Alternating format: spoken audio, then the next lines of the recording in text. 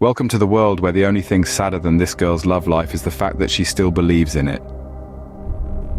Let's meet our heroine, the eternal optimist, who, despite the heartbreaks and disappointments, still puts on her rose-colored glasses and marches on the battlefield of love.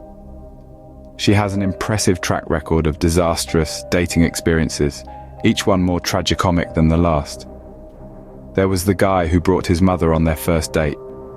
Then there was the one who turned out to be a conspiracy theorist, convinced that the moon landing was faked by the government to draw people's attention. And let's not forget the gentleman who asked her to split the bill and then borrowed her half. The irony, it's not the lack of love, but the abundance of her belief that keeps her going. And so, in the grand tradition of hopeless romantics, she dusts herself off and gets ready to disappoint herself all over again. Now, you'd think after so many failed attempts she'd get a clue.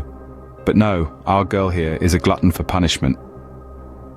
Let's take a moment to appreciate the art of unrequited love, shall we?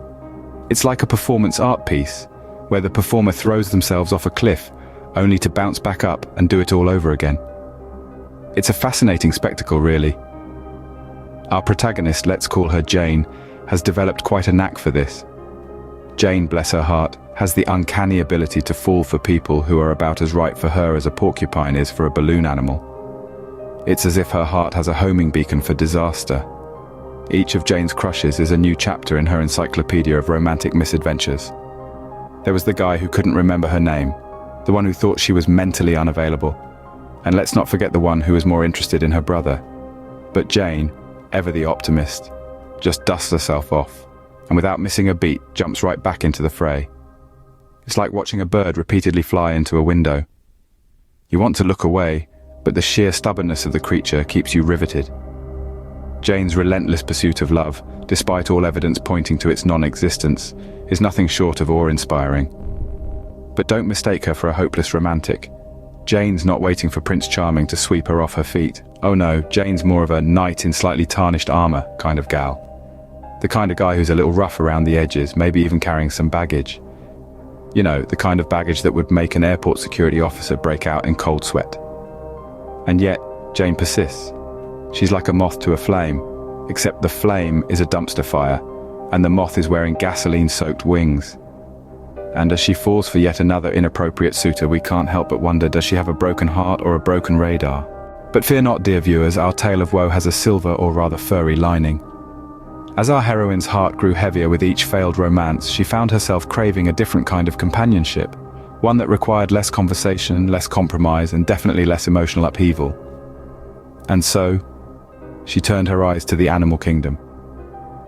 Now, before you start picturing her in a jungle surrounded by lions and tigers, let me clarify.